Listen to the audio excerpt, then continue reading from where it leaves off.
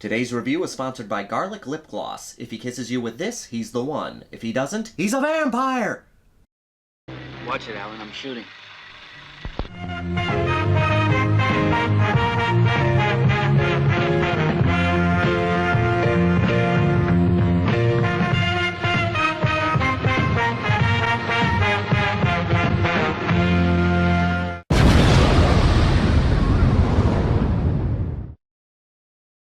Thirst.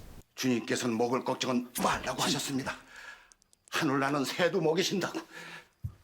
자.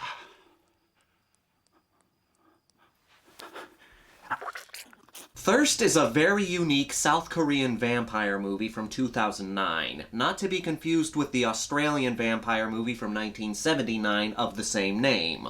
Both are very good and very different vampire movies. In the 2009 Thirst, we follow a priest named Sang-hyun. I apologize if I butchered that name. He's volunteered in a lab to try to help find a cure for this disease that's killed thousands of people. He ends up getting the disease.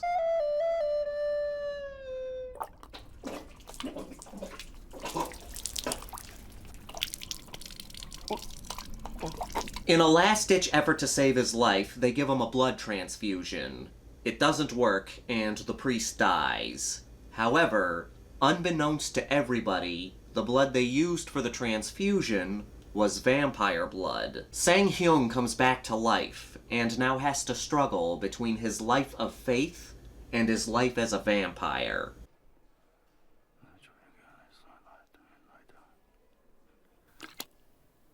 Thirst was directed by Chang-wook Park, the same man who gave us the amazing Vengeance Trilogy, Hell Yeah, Oldboy, so you can expect something taboo-breaking, violent, and beautiful. Chang-wook Park's movies are always beautifully shot, with great camera work. Thirst is no different. It looks absolutely gorgeous.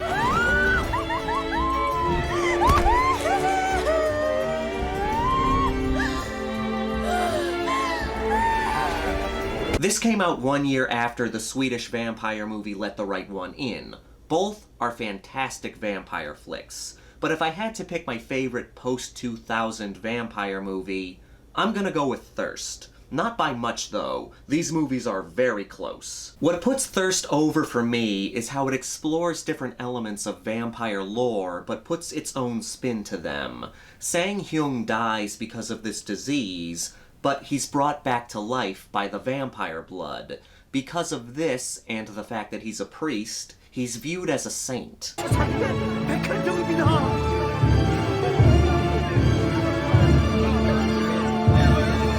People beg him to help their sick loved ones. Plus, the disease is connected to his vampirism. This illness causes blisters to form all over his body. The only way to get rid of them is by drinking blood. So not only does he have this urge to drink blood, he has to drink blood to clear up the blisters.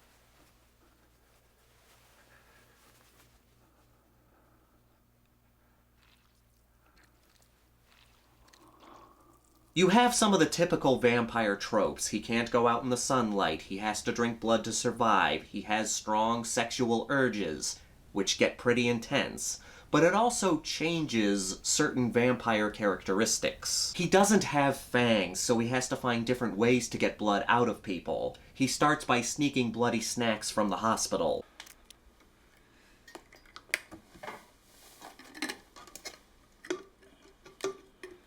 One of my favorite scenes is when he's first hit by his hypersenses. In most vampire movies, vampires have enhanced senses. They can see things far away, hear things better than we can, smell, taste, touch, it's all enhanced.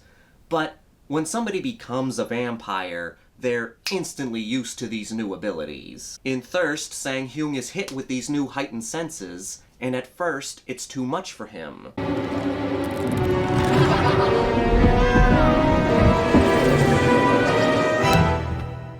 But the best part of the story is watching Sang-hyun struggle between who he was as a priest and who he is as a vampire. Right from the beginning, you can tell that he's a good person. He's not your typical priest who's all about repenting for your sins and being inappropriate with altar boys. He's just a guy who wants to do some good in the world. 성모송 20번 드리고 햇볕을 많이 쬐고 찬물로 샤워하시고요. 과학의 이름으로 베푸시는 신의 도움을 받아야죠. Then his life is changed by becoming a vampire. Everything that he stands for has been thrown out of whack. The first time that he drinks human blood, he tries to kill himself. It doesn't go as planned.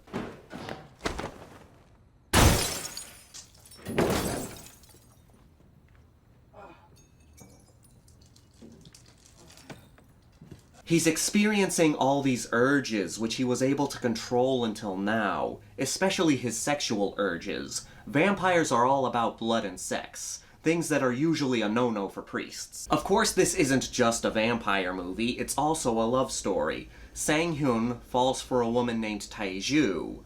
Her life is completely miserable. 나는요, 평생 그 사람들 강아지로 살았어요.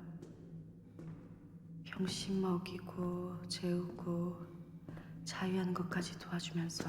When she was a child, her parents abandoned her with this family.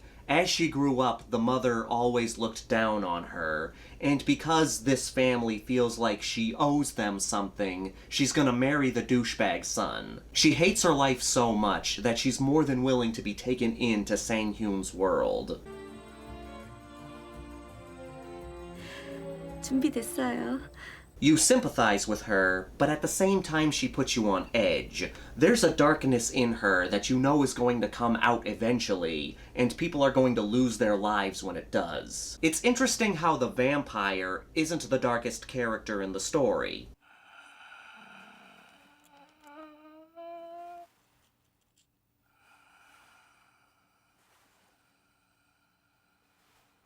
Sang-hyun tries so hard to resist this desire for sex, but he's not just horny, he's vampire horny. When he gives into his erection, he gives into it in a big way. Thirst is a rather spicy movie. It does not go into full-blown porn, but there's a lot of stylized eroticism.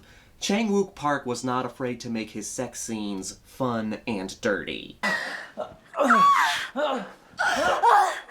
You're going to need a cold shower after this one. However, these scenes aren't here just to make you say yay titties. The sex and nudity is a core theme of this movie. A man of the cloth, becoming a vampire, and giving into his sinful desires. Which, hey, there's nothing wrong with a little sinning. But enough of this steaminess. This may not be a Grindhouse movie, but it's still subject to the Grindhouse rankings. We've got a body count of 9. We get a few people dying of natural causes, but we get plenty of vampire-related deaths, including being drained of blood and one damn good neck dislocation. The nudity is on the heavy side, with a good amount of breasts and some vampire sexy time. It reaches the vampire requirements with blood-sucking, sex, burning sunlight, and some good vampire kills. It's very different from other vampire movies, and I respect it so much for that. Sang-hyun is a sympathetic character. We feel for him because his new vampirism is tearing his world apart. The story is very interesting. You want to know how everything's gonna turn out. And the ending gives us a good final image. This gets a 4.8 out of 5. It's one of my favorite vampire movies. If you're a vampire fan and you want something different, this is a must-watch. And just for the hell of it, stay tuned for the next video. We're going to be looking at the 1979 Australian Thirst. As always, I want to thank all of you for watching and supporting my channel. If you're new here, please subscribe and give this video a thumbs up if you like what I do here, or give it a thumbs down if you don't like what I do here. Leave a comment down below. Let me know your favorite foreign vampire movie. This is the Maniac, here to remind you that the Grindhouse will never die. I needed that.